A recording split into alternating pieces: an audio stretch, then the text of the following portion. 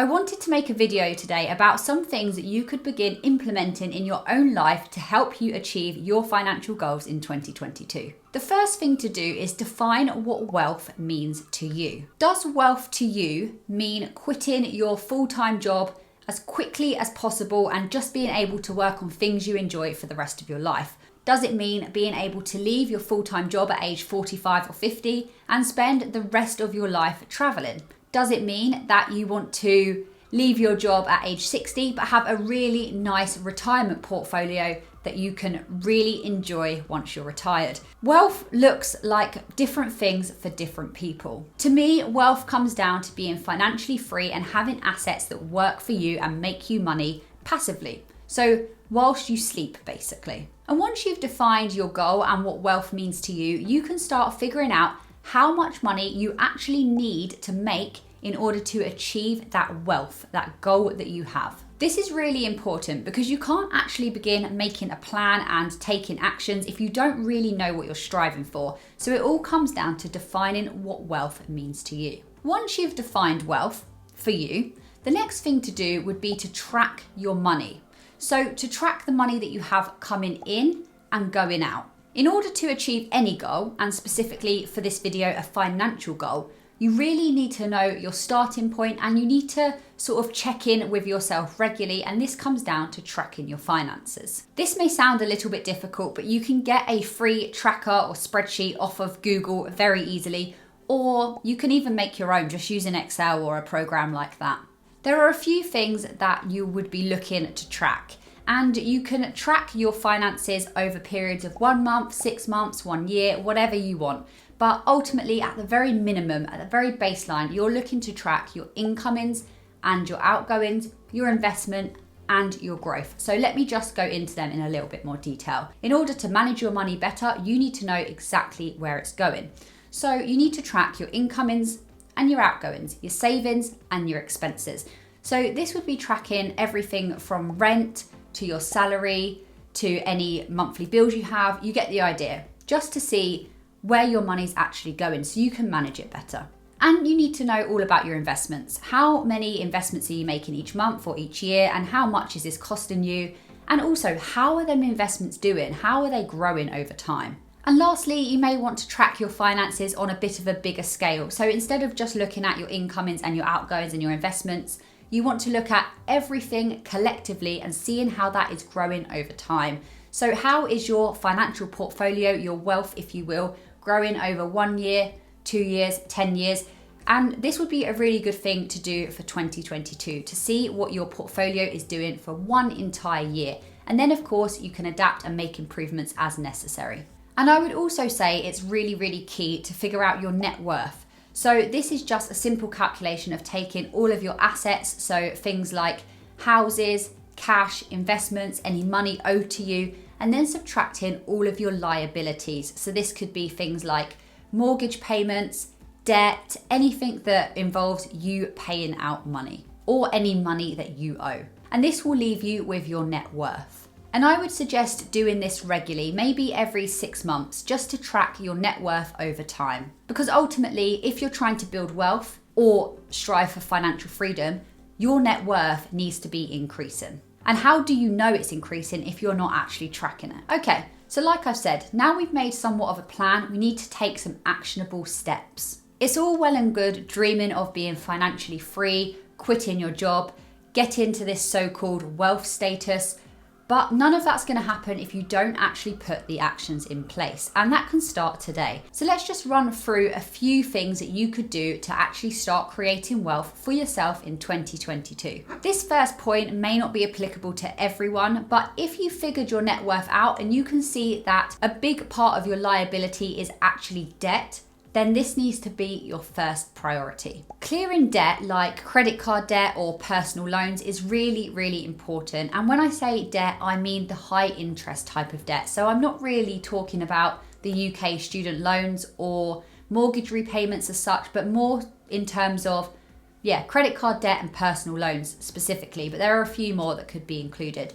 And this is really important because those high interest debts will really wipe out any benefits that you'll see from saving and investing your money. This is because the returns that you're seeing on any investments or saving accounts are likely to be less than the interest that you're actually paying on your debt. You wouldn't want to be investing in the stock market and getting an 8% growth each year, but actually having high interest debt of 12%, because you're still in a loss if that's the case. So I think first and foremost, clear any high interest debt that you have. And I know that a lot of people speak about this one, but it's for good reason. It's really, really important. Just a quick disclaimer, I am not a qualified financial advisor, so everything I share in this video is just for entertainment and information purposes only. The next point is something that I've been thinking about a lot recently, and actually recently made a video all about this, but it's this idea of increasing your income. In order to truly build wealth, or to strive for financial freedom, if you will, you really need to increase your income. I would say that cutting back on expenses and budgeting is really important as well, and it builds really good financial habits. And perhaps you should look at your biggest expenses, which are likely to be transport and housing, for example. But there's only so much that you can save. You know, you can't stop eating, you don't really want to live on the streets. So there is a limit, whereas increasing your earnings and your income doesn't really have a limit as such. So I do think that increasing your income is more important in building wealth than actually cutting back and living really unhappily. But there is, of course, room for both. They need to be in balance. If you are currently in a job, then you will be earning a fixed salary. So you may get £30,000 every year as your salary. And this is capped because you can't just expect this from one year to be 30,000 and the next to be 40,000 and the next to be 100,000, unless of course you get the promotions that allow that. One thing that you could do, and you may want to do, is actually try to increase your salary. So this fixed income that you're getting, just try to make it bigger. A larger amount of money that you can bring home every month. And of course, the simplest way to do this would be to gain a promotion. Now, I know that's not always in your control, but of course you can have conversations with your manager and just try and better yourself in your job and perform well to try and achieve that promotion. If a promotion isn't looking likely, then of course you can try to move sideways. So you can try to get another job, perhaps in the same company but a different department, or a different company altogether, and get a better salary by moving sideways into a new role. But I would say the most important thing to do is to build passive income and to get multiple income streams. This is really where you'll start building wealth, because it all comes down to this idea of being capped. If you are relying solely on your 9-to-5 income, then that is capped. That is whatever you earn per month, unless of course you get a promotion, but then it's capped at that new level. Essentially, if you get fired tomorrow, you have no income. You are completely reliant on one. So I would definitely say that one of the most important things to building wealth is increasing your income, and specifically increasing your income through multiple income sources. Now, this could be in terms of building a business. So you could build your own business as a side hustle, if you will, but not all of your business ideas are going to actually become monetized, and quite a lot of them probably will not work out. That's just the harsh reality of it. Building a business is not just overnight success, but you can start. And if it goes wrong and you actually end up having a business idea that makes you no money, then you would have at least gained skills that you can then use to build another business that may actually become profitable. If you're someone that is finding it really difficult to build your own business or get a promotion at work or move into a new role, then I would suggest that you start looking at how you can upskill yourself. This idea is that you either improve current skills, existing skills that you already have, or you learn new skills. And these skills may be ones that either make you more employable, or they lead to a job promotion, or they are skills that you need to start building passive income. Or not even just passive income, but other income sources. If, for example, you want to start a YouTube channel, but you don't know how to edit a video, then you could learn to edit videos and then make a YouTube channel. Or if you're looking for a promotion at work, but all the job descriptions specify that you must be able to code and you can't code, therefore you can't get promoted, then learn to code and then you'll get promoted, hopefully. There are lots and lots of resources online that are completely free. You can learn to code, you can learn to edit videos for no cost. But if you did want to do a course in your evenings or weekends and invest in yourself that way, then that's great as well. If you increase your income and build multiple income sources, then you can look to acquire assets that will appreciate over time and really start to build wealth. And I think it's when you get to this stage where you have multiple income sources and some good assets that the wealth starts compounding and you really start to get close to your financial goal. Now, I have not achieved financial freedom right now, and I am not by any means wealthy. I'm 25. I only started investing a year or so ago, but a lot of these things that I'm talking about today are things that I have heard many successful people that have achieved financial freedom and that have the status of being wealthy. These are things that they do. So I really hope this is helpful so far, but let's go into the next point. Let's say you've now defined your wealth goal, you've defined your timelines, you've got a plan in place and you've begun increasing your income.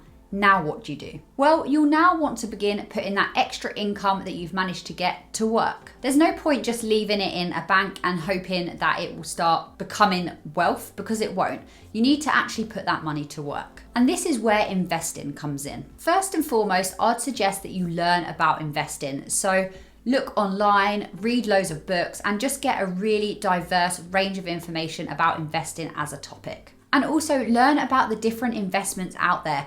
I came across a few the other day that I've never even heard of. And I've been researching this stuff for quite a while now. So yeah, definitely look at some of the most common investment classes, but maybe the not so common ones as well. Because investing is really personal and it needs to work for you. So I would definitely suggest listening to a lot of people, gathering a lot of information, and then deciding what type of investment you want to do. Or of course, what type of investments you want to do. Once you feel comfortable with investing as a topic, or perhaps you're already really well versed in investing, then the next thing to do would actually be to consider your risk appetite and begin to build up a potential investment portfolio and strategy that you want to use that will be able to help you achieve your defined wealth. And figure out how much each month that you need to be investing to achieve that. And then this all important thing of pay yourself first.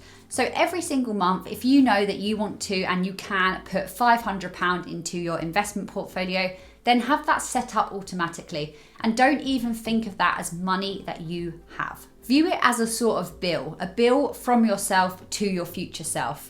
An investment from yourself to your future self. Because if you get that money, if you get that £500 and you sort of have it in your bank and you haven't yet built good financial habits, then you may spend that money and not actually invest it. So pay yourself first is a really important goal and a really important principle. Okay, for this next point, let's go back to this whole idea of learning. I think it can be really beneficial to research and learn about people that have actually gone on and achieved wealth. Read about how they manage their money and how they view their money and what sort of investments they're making. And learn about what they did to get to where they are now. There are many different people you can look at. You can look at the classics like Warren Buffett, or you can look at up and coming people. You can even just go on YouTube. Now, when I say research people that have achieved wealth, I really don't mean the people that have had overnight success and struck gold, got lucky and managed to build wealth that way. I mean people that have put the time and effort in, learned about investing, followed good investing principles. These people are the ones that you want to be learning from. Of course, you may not want to learn about Warren Buffett's style of investing because you may see it as outdated, and instead you are way more interested in cryptocurrency or real estate, in which case find people that have done that and that have done that really well and learn from them. I think the point here is to find some lessons that you can take from them people that you can use in your own life to build your financial freedom. All right, that's pretty much it. But what I want to ask from anyone watching right now is if you have one piece of advice that you would like to give someone, or even that you are currently following yourself to achieve wealth, then please leave it in the comments below. Really hope you enjoyed this video. Hope it was thought-provoking in some way. I'm definitely open to some more suggestions in the comments if you want to add to this video in any way. But yeah, thank you so much for watching. Give it a like, subscribe to the channel, and I'll see you very shortly in the next video.